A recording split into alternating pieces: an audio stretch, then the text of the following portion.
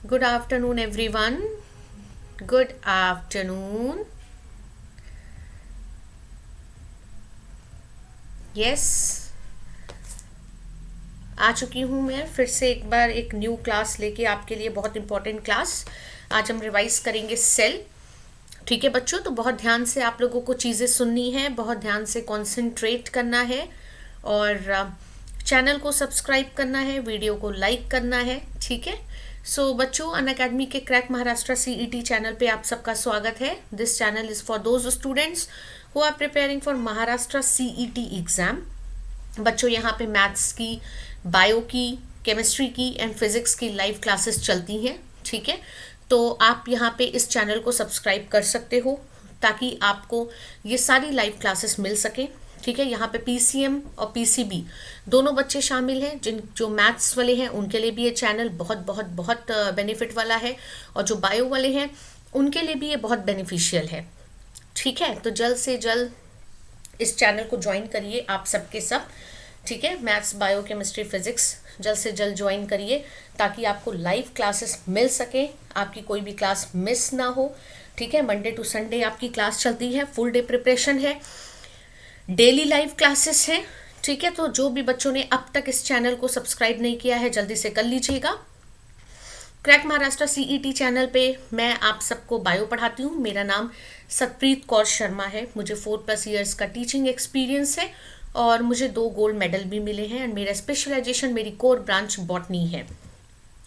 बच्चों, अगर आप महाराष्ट्र सीईटी एग्ज़ाम सच में क्रैक करना चाहते हो तो जल्द से जल्द इंडिया के लार्जेस्ट लर्निंग प्लेटफॉर्म अनअकैडमी से जुड़िए। ठीक है। अनअकैडमी से जुड़िए, क्योंकि बच्चों मैं आप लोगों को एक बात बता दूं कि अगर आपको अपना एग्ज़ाम क्रैक करना है तो एग्ज़ाम क्रैक करने के लिए, किसी भी एग्ज़ाम को क्रैक करने के लिए एक सिस्टमैटिक वे में पढ़ाई की ज़रूरत पड़ती है ना। एक सिस्टमैटिक वे होना चाहिए। क्या सिलेबस है, किस तरीके से पढ़ें, कौन से चैप्टर पढ़ें, कौन से चैप्टर पे ज़्यादा फोकस करना है, ये सब आपको कहाँ पता चलेगा? जब एक बहुत अच्छे प्लेटफॉर्म से आप जुड़ोगे। ठीक है।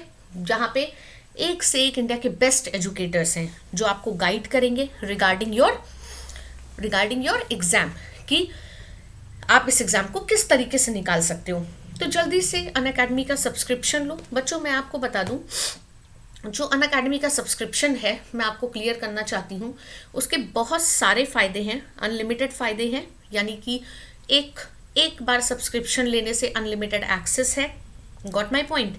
और आप अपने डाउट क्लियर कर सकते हो, लाइव सेशन आप अटेंड कर सकते हो। During live classes you can clear your doubt. So there are a lot of things that you can do when you will take this subscription.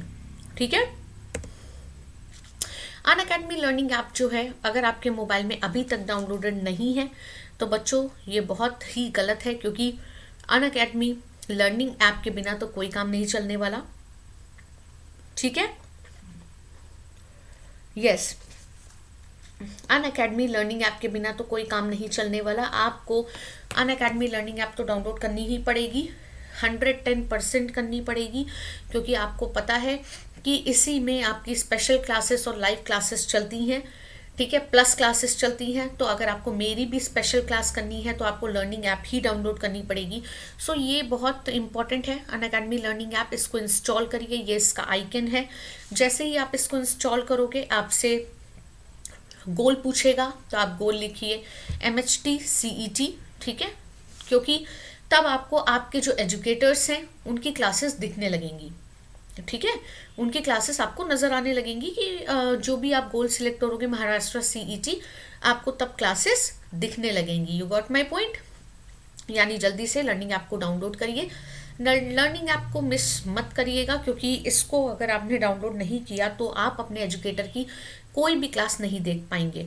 और यहाँ पे इसी ऐप में प्लस क्लासेस भी हैं। बच्चों, प्लस क्लासेस का तब आपको देखने को मिलेंगी जब आप अनअकैडमी का सब्सक्रिप्शन लोगे। ठीक है। और जो प्लस क्लासेस हैं वो एक से एक बेस्ट एजुकेटर्स ले रहे हैं। तो आप जल्दी से सोचिए इसके बारे में और जल्दी से अनअकैडमी का सब्सक्रिप्शन लीजिए। टेलीग्राम पे अगर अभी तक आप इस चैनल से नहीं जुड़े हैं तो जल्दी से जुड़ जाइए। आप सबको पता है टेलीग्राम की जो लिंक है वो है क्रैक महाराष्ट्र CET एग्ज़ाम। ठीक है। और मैं आपको ये भी बताना चाहती हूँ बच्चों कि यहाँ जुड़ना इसलिए भी इम्पॉर्टेंट है क्योंकि कभी कभी ऐसा होता है कि हमें यूट्यूब से नोटिफिकेशन नहीं मिल पाते हैं, यूट्यूब से हमें नोटिफिकेशन नहीं मिल पाते हैं बच्चों, तो जिस चक्कर में हमारी क्लास मिस हो जाती है। ठीक है, अगर हम टेलीग्राम पे एडेड होंगे तो हमारी क्लास भी नहीं मिस होगी, है ना, हमारी क्लास मिस नहीं होगी क्योंकि टेलीग्राम पे नोटिफिकेशन आते रहते हैं, आप वहाँ से अपनी क्लास को ज्वाइन कर सकते हो। ठीक है, is it clear? Very good. So this is the plan, you can see here 1 month, 3 month, 6 month, 12 month and 24 month. आप प्लान देख सकते हो जिसमें आपको ये रेफरल कोड यूज करना है SKOR. SKOR will be the referral code. ठीक है, SKOR will be the referral code जिसमें आपको पता है कि जब आप इसको यूज करोगे so you will get 10% of. ठीक है, आपको 10% की छूट मिलेगी जब आप इसको यूज करोगे। कहाँ यूज करोगे? जब आप अनअकैडमी का सब्सक्रिप्शन लोगे। जल्द से जल्द ले लो क्योंकि नेक्स्ट मंथ ये 15% बढ़ जाएगा। ठीक है, तो 1 month, 3 month, 6 month, 12 month and 24 month का सब्सक्रिप्शन ले लीजिए। किसी भी मंथ का आप ले सकते हो।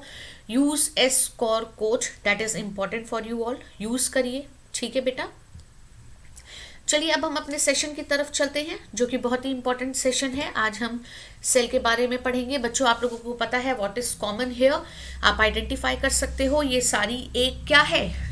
ये मैंने कोशिश की है बिल्डिंग बनाने की और आप सबको दिख रहा है कि बिल्डिंग जो होती है वो ईंटों से, ब्रिक से मिलकर बनती है। ठीक है, सवाल ये उठना चाहिए आप सबके मन में कि अगर बिल्डिंग ईंटों से मिलकर बनी है, अगर नॉन लिविंग थिंग किसी चीज से मिलकर बनी है तो लिविंग चीज भी तो किसी चीज से मिलकर बनी होगी। बिल्कुल दिमाग में आना चाहिए। यस, तो yes, it's a very common thing. Living चीजें भी जो होती हैं, जो लिविंग थिंग भी होती हैं, वो भी किसी ना किसी चीज से मिलकर बनी होती हैं और जिस चीज से वो मिलकर बनी होती है उसको हम कहते हैं सेल। ठीक है, तो आज हम जानेंगे सेल के बारे में। सेल को एक पूरी तरीके से रिवाइज करेंगे, बहुत अच्छी तरीके से, क्योंकि सेल मैंने आपको पढ़ा रखा है। तो आप लोग कोऑपरेट करोगे, साथ में जवाब देते चलोगे। कोई डाउट होगा आप कमेंट बॉक्स में लिखते चलोगे। ठीक है, अगर कोई भी डाउट है कमेंट बॉक्स में लिखते चलिए, कोई प्रॉब्लम नहीं है। आपके कमेंट हम देखेंगे और ज़रूर रिप्लाई करेंगे। ठीक है बच्चों, हिस्ट्री की बात करते हैं। हम लोगों को पता है जो सेल की हिस्ट्री है that is started about 300 years ago and with the help of powerful instrument the cell was begin to known to humans. क्योंकि इसको देखा गया था, सेल इतनी छोटी होती है कि जिसको हम नेकेड आई से नहीं देख सकते। सेल को देखने के लिए माइक्रोस्कोप की जरूरत पड़ती है, एक पावरफुल इंस्ट्रूमेंट की जरूरत पड़ती है। ठीक है, this is the branch where we can deal with या we can study the structure and function of plant and animal cell. जिस ब्रांच का नाम क्या है? साइटोलॉजी। ठीक है, इसको क्या बोलते हैं? साइटोलॉजी। बायो में बहुत सारी ब्रांचेस होती हैं, बहुत अलग अलग ब्रांचेस हैं। आपने सुना होगा माइक्रोबायोलॉजी है, बायोटेक्नोलॉजी है, पैरासिटोलॉजी है, वायरोलॉजी है, फाइकोलॉजी है, माइकोलॉजी है, lot of branches like that. Only one branch is this cytology where we can deal with cell structure. ठीक है, so this is the important point here. I can highlight this thing. Yes, this is the important point because cytology is the branch of the bio that studies the structure and function of plant and animal cell. If I'm talking about the discovery, so let me tell you one thing.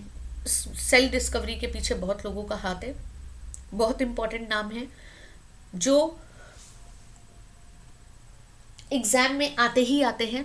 आपको पता होना चाहिए which name is associated with which chapter. ठीक है, like if I am talking about Robert Hooke, if I'm talking about Antony van Leeuwenhoek, if I'm talking about Skeleton, Schwann, Virchow. So let me tell you one thing, these names are associated with cell discovery.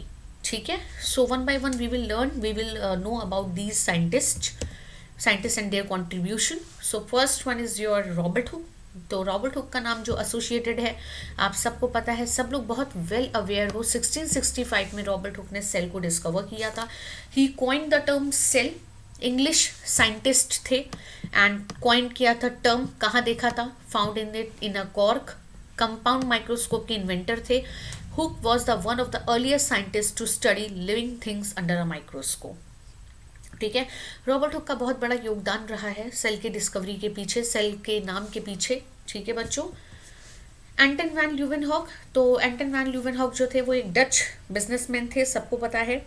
Yes, आप सबको पता है कि एंटन van Leeuwenhoek ने क्या किया था। पेशे से वो एक बिजनेसमैन थे। वो बहुत ज़्यादा, उनका कहते हैं ना, जब पेशे से वो बिजनेसमैन थे तो आप खुद आइडिया लगा लीजिए कि उनका क्या कैसा योगदान रहा होगा। उनको एंशंट माइक्रोबायोलॉजी का फादर भी बोला जाता है, ठीक है, हम उन्हें एंशंट माइक्रोबायोलॉजी का फादर भी कहते हैं। And the discovery of the cell was made possible by the invention of the microscope which was made possible by improved lens grinding techniques. ठीक है बच्चों, क्योंकि बच्चों मैं आपको एक चीज़ बताना चाहूँगी, जो सेल्स होती हैं they are the basic and fundamental unit of life, ठीक है। So if we were to break apart an organism to a cellular level, the smallest independent component that we would find would be the cell, ठीक है। एंटन van Leeuwenhoek का भी बहुत बड़ा योगदान है, ठीक है। काफ़ी साइंटिस्ट हैं जो डिस्कवरी से जुड़े हुए हैं, ठीक है। एंटनी वैन ल्यूवेनहॉक जो थे, इन्होंने ऑब्जर्व किया था सेल्स अंदर under another compound microscope with higher magnification. इन्होंने भी कंपाउंड माइक्रोस्कोप में देखा था बट हायर मैग्निफिकेशन में देखा था। This time he had noted that the cells exhibited some form of movement, ठीक है। एज अ रिजल्ट ल्यूवेनहॉक ने क्या कहा, he concluded that these microscopic entities were alive, ठीक है, दैट वर अलाइव, ठीक है। And eventually after a host of other observations these entities were named as animalcules, ये पढ़ा है आपने, ठीक है। सो इनका भी बहुत बड़ा योगदान रहा है, ठीक है। फिर आए थे स्केलेटन एंड श्वान। तो आपको मैं बता दूं, जो स्केलेटन एंड श्वान है, एक आपके जर्मन बोटानिस्ट हैं, एक आपके जोलॉजिस्ट हैं। नाम से क्लियर है, बोटानिस्ट यानी पेड़ पौधों से रिलेटेड। इन्होंने बोला था कि प्लांट टिश्यू जो है they are composed of cell, जबकि श्वान ने बोला था animal tissues are composed of cell. तो कलेक्टिवली इन लोगों ने सेल थ्योरी को प्रपोज किया। देखते हैं क्या हुआ। रुडोल्फ वर्चो आए, जिनके बिना सेल थ्योरी को कंप्लीट नहीं माना गया। ऐसा कहा गया कि जो स्केलेटन और श्वान ने कहा ठीक है, बिल्कुल ठीक है, बट वर्चो जो थे उन्होंने अपनी एक स्टेटमेंट ऐड की, ठीक है। That statement was there in cell theory कि all the new cells arises from the pre existing cells. जितनी न्यू सेल हैं वो पुराने से ही मिलकर बनती हैं। तो ये रुडोल्फ वर्चो ने कहा, जो पॉइंट सेल थ्योरी में डाला गया तब सेल थ्योरी को कंप्लीट कहा गया, ठीक है। So this is the cell theory. all known living things are made up of cell. The cell is the structural and functional unit of all living thing. All the cells come from pre-existing cells. So these are the important points about cell theory. Now, before cell diversity, I will tell you some important points which is related to characteristics of cell. सो देखो cell के characteristics क्या क्या हैं पता होने चाहिए, क्योंकि exam में आते भी हैं। Then after that we will discuss about diversity. बच्चों, cells provide structure and support to the body of an organism, the very first point, ठीक है। न्यूक्लियस जो होता है सेल का, that holds genetic information that is necessary for reproduction and cell growth, तो it is a very important point. Mitochondria, a double membrane bounded organelle, is mainly responsible for the energy transaction that is very important for the survival of the cell, ठीक है। Lysosome, they will digest unwanted material in the cell। आपको पता है एक cell में बहुत सारे organelles हैं, ठीक है, फाइन। हमने आपको पढ़ा भी रखे हैं सारे ऑर्गेनली। हमने आपको ये भी बता रखा है सेल की दो टाइप्स हैं। Cells are similar to the factories with different labourers and departments that work together a common objective, है ना। And based on cellular structure they are of two type, prokaryotic, eukaryotic. And I told you, मैंने पूरी class आपकी prokaryotic और eukaryotic में ले रखी है। सो घबराने की बात नहीं है। आपको बहुत अच्छे से सेल के बारे में पता है कि सेल में कुछ कंपोनेंट होते हैं, कुछ ऑर्गेनली होते हैं, सेल में बहुत कुछ है, ठीक है, और सारी चीज़ें मैंने आपको बता रखी हैं। हाँ, so I was talking about diversity. Yes, cells are very diverse, ये बहुत इंपॉर्टेंट पॉइंट है। Very diverse in terms of shape, size and internal organisation.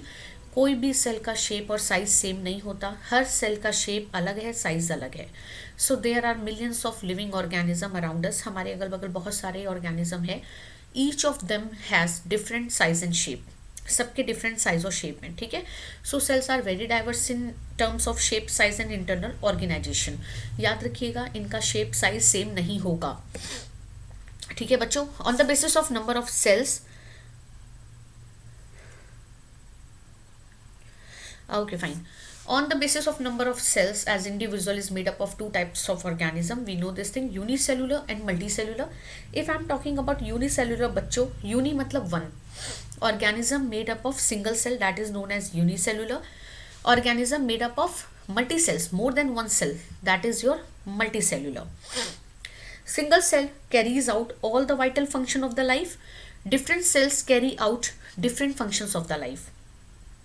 So this is important, this point is important, ठीक है। Cell shape, now here you can see the cell shape, different shapes of the cells are often related to the different function they perform। बिल्कुल सही बात है भाई, nerve cell का काम nerve cell करेगी, स्पर्म सेल का काम स्पर्म सेल करेगी, ओवम सेल का काम ओवम सेल करेगी। तो यहाँ पे आप डिफरेंट शेप देख रहे हो, ये आरबीसी है ओवल, ये कॉलमनर एपिथेलियल सेल है, ये स्पर्म है, ये मसल सेल है, ये नर्व सेल है, दिस इज ओवम, ठीक है। तो सारे सेल के शेप अलग अलग होते हैं। Size of the cell, cells जो हैं they very in size, most cells are very small and some may be very large, ठीक है। तो इसको माइक्रोमीटर में डायग्नोस करते हैं या मेज़र करते हैं, नॉट डायग्नोस, मेज़र करते हैं। हमें पता होनी चाहिए क्योंकि कभी कभी एग्जाम में आ जाता है which cell is known as smallest cell, which cell is known as longest cell, which cell is known as largest cell. तो we should know these things, ठीक है। Size of cells in human, yes, you can see here the smallest, largest and the longest, neuron, ovum and sperm. Structure of cell, this page is very important, very important, क्योंकि कभी कभी क्या होता है हम लोगों को यही नहीं पता है कि सेल के अंदर है क्या क्या, ठीक है।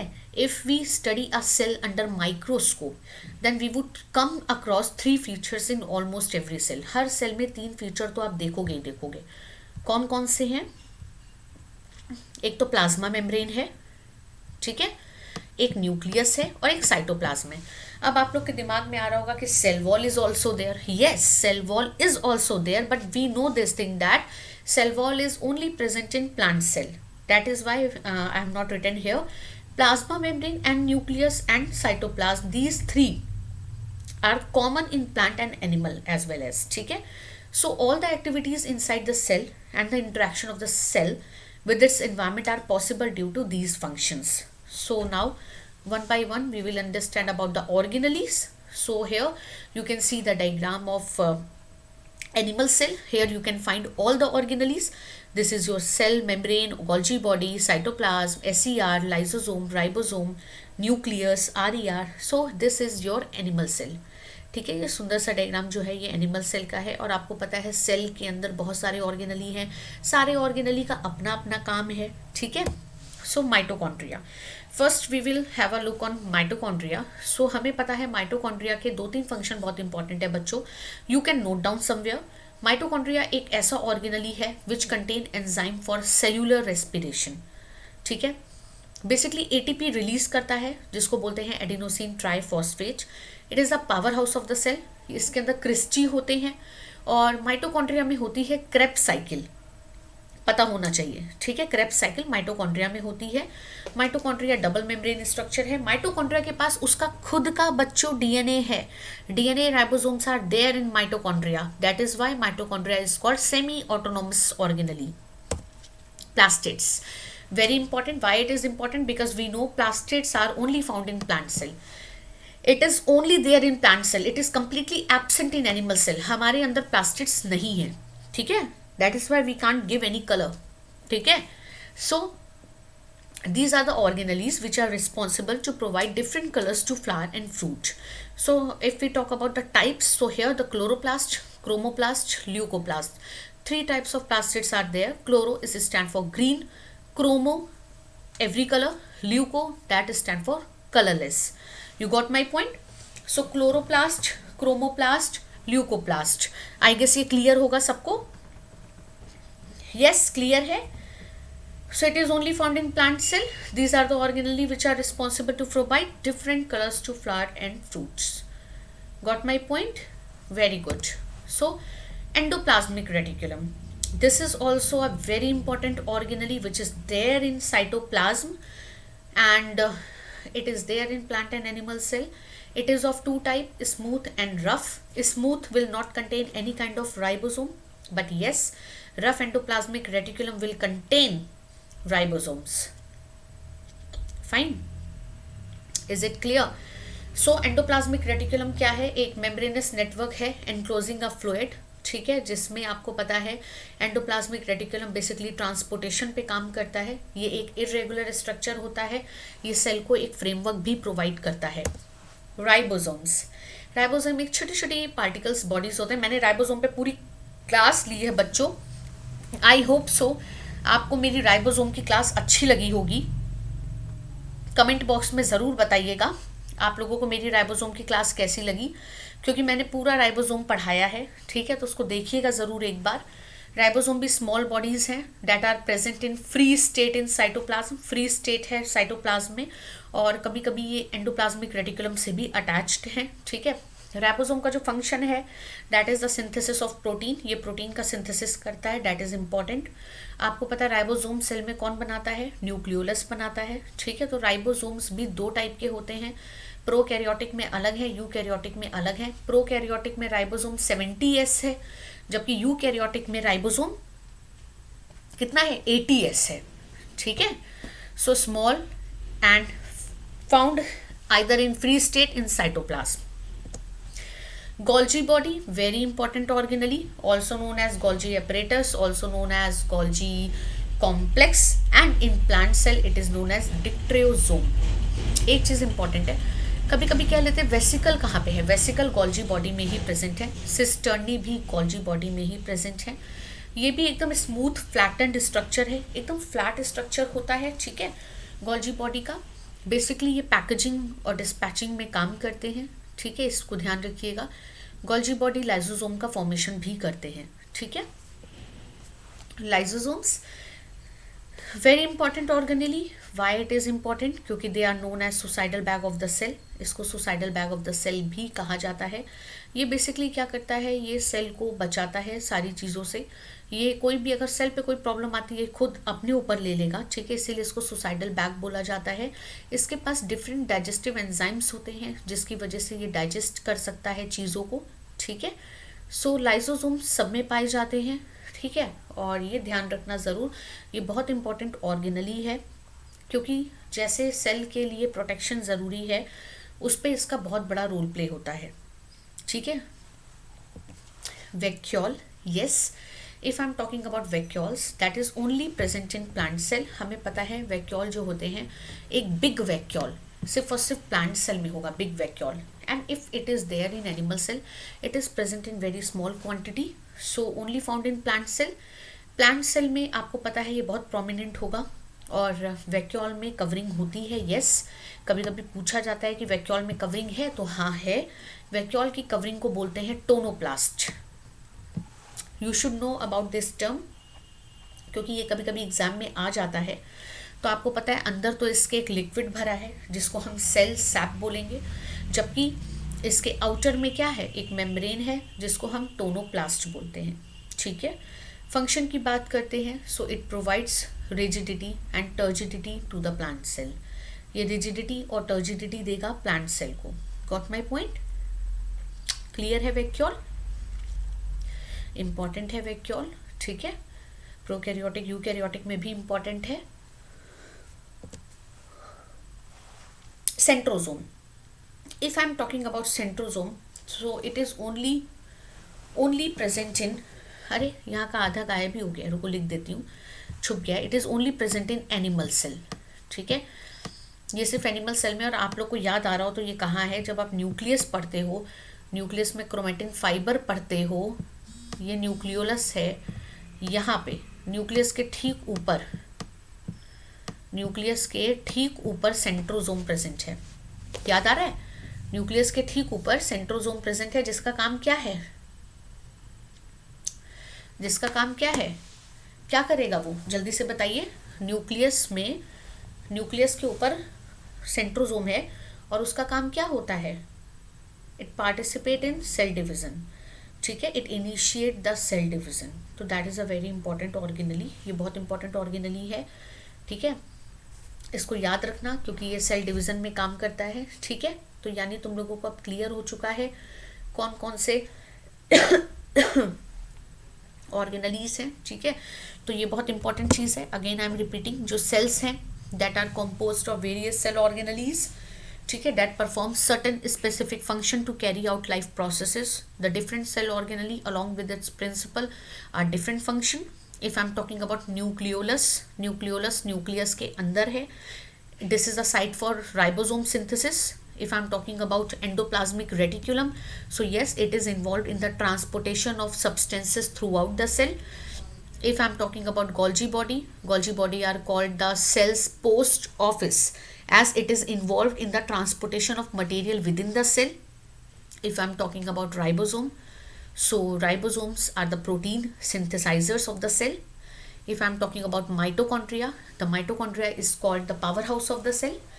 It is called, why it is called powerhouse? Because it produces ATP, the cell's energy currency, ठीक है। If I'm talking about lysosome, so lysosome protects the cell by engulfing the foreign particles या foreign bodies entering the cell and helps in cell renewal, ठीक है। If I'm talking about chloroplast or plastid, so they are the primary organelles for the photosynthesis. It contains the pigment chlorophyll. If I'm talking about vacuole, so yes, vacuole stores food, water and other waste material in the cell. Is it clear? सारी चीज़ें clear हैं? किसी भी तरीके का doubt हो तो मुझसे पूछ लो, ठीक है, लिख दो चैट बॉक्स में, कोई भी डाउट हो पूछ सकते हो, ठीक है। याद रखना इसके इम्पॉर्टेंट फीचर भी याद रखना कि cells provide the necessary structure support for an organism, ठीक है। Cell has cell organelle which are suspended in the cytoplasm, genetic information necessary for the reproduction is present within the nucleus. Mitochondria एक organelle है that is responsible for fulfilling the cell's energy requirement. Lysosome एक organelle है that digest metabolic waste and foreign particles in the cell, ठीक है। Endoplasmic reticulum क्या करता है? Synthesises selective molecules and processes, ठीक है। सो बहुत सारी चीज़ें हैं, ठीक है। तो अब तुम लोगों को शायद याद रहेगा कि क्या क्या सेल स्ट्रक्चर है, क्या कंपोनेंट हैं, बता लोगे। कंपोनेंट कौन कौन से हैं? Cell membrane, cell wall, nucleus, cytoplasm. And if I am talking about the cell organelle जो साइटोप्लाज्म के अंदर हैं, एम्बेडेड हैं, तो उसमें आ जाएगा क्या क्या? Endoplasmic reticulum, Golgi body, ribosomes, mitochondria, lysosomes, chloroplast, centrosome, vacuole. आपसे कोई पूछता है state the types of cell, तो बता दीजिएगा cells are primarily classified into two types, prokaryotic, eukaryotic. अगर आपसे कोई पूछता है व्हाट इज सेल थ्योरी, बता दीजिएगा स्केलेटन, श्वान और रुडोल्फ वर्चो ने दी थी, हु वर जर्मन साइंटिस्ट, सारे जर्मन थे, जर्मन साइंटिस्ट थे। इन्होंने बताया था the cell theory states that all the living species on the earth are composed of cell. A cell is the basic unit of life and all the cells arises from the pre-existing cells. Got my point? Clear है? सारी चीज़ें clear हैं? जल्दी से बताइए। Chat box में ज़रूर लिखिएगा कि आपको क्लास कैसी लगी, चीज़ें समझ में आई कि नहीं आई, बिल्कुल बताइएगा, ठीक है। यस, तो यानी अब क्लियर है सेल क्या है, सेल की ऑर्गेनली क्या है, सेल में कौन कौन से कंपोनेंट हैं। Is it clear? कौन कौन से नाम, कौन कौन से साइंटिस्ट के नेम एसोसिएटेड हैं? यस, ठीक है। तो आखिरी में यही कहेंगे कि जो सेल हैं they are the building blocks of life we can say, and it is defined as the smallest basic unit of life that is responsible for all the life processes, ठीक है। उम्मीद करते हैं बच्चों आपको आज की क्लास बहुत अच्छी लगी होगी। अगर सेल से रिलेटेड किसी भी तरीके की दुविधा है, मन में कुछ भी पूछना है बच्चों, बेझिझक पूछ सकते हो, ठीक है, बेझिझक पूछ सकते हो। फाइन, बेझिझक आप पूछ सकते हो, कोई भी अगर डाउट है तो बेझिझक पूछ सकते हो। जिन भी बच्चों ने अभी तक जिन भी बच्चों ने इस चैनल को सब्सक्राइब नहीं किया है, क्रैक महाराष्ट्र सीईटी, जल्दी से कर लो सब्सक्राइब, क्योंकि ये चैनल आप ही लोगों के लिए है। यहाँ पे डेली लाइव क्लास चलती है, बायो, फिजिक्स, केमिस्ट्री, मैथ्स, ठीक है। तो कुछ भैया नया सीखोगे, ठीक है, कुछ नया सीखने को मिलेगा, तो जल्दी से इसको ज्वाइन कर लो। और एस्कोर कोड लगाना मत भूलना। जल्दी से अनअकैडमी का subscription low for Maharashtra CET exam और यूज़ दिस कोड, इस कोड का इस्तेमाल करिए, यू विल गेट 10% ऑफ, ठीक है। तो कोड का इस्तेमाल करना बहुत ज़रूरी है। सब्सक्राइब करिए चैनल और टेलीग्राम पे जुड़िए। अगर आप टेलीग्राम पे अभी भी एडेड नहीं है, अभी तक एडेड नहीं है इस चैनल से, इस यूट्यूब चैनल से, तो जुड़ जाइए, क्योंकि कभी कभी ऐसा होता है नोटिफिकेशन यूट्यूब के थ्रू नहीं पहुंचते हैं। तो एटलीस्ट आप अगर टेलीग्राम पे रहोगे तो आपको सारे नोटिफिकेशन मिलते रहेंगे, ठीक है। तो चलते हैं फिर से एक नई क्लास के साथ, कल फिर से मिलेंगे बच्चों। क्लास मिस मत करना, ये क्लासेस आप लोगों के लिए है। मैं लाइव नहीं आ पा रही हूँ, लेकिन हाँ रिकॉर्डेड सेशन आपके लिए सारे मैं बना रही हूँ। Due to some problem, due to some emergency मैं लाइव नहीं आ सकती, बहुत जल्द लाइव आऊँगी। लेकिन आप जल्दी जल्दी जल्दी जितनी मैं क्लासेस पढ़ा रही हूँ साथ साथ पढ़ते चलिएगा, ताकि जब मैं लाइव आऊँ और आपसे पूछूँ तो आप मुझे बता सको कि आपको समझ में आया था कि नहीं आया था, ठीक है, फाइन। तो चलते हैं, ठीक है, चलते हैं और फिर से मिलेंगे कल फिर से मिलेंगे 3 बजे, फिर से सब लोग ज्वाइन करिएगा, ठीक है। Thank you so much everyone, thank you so much.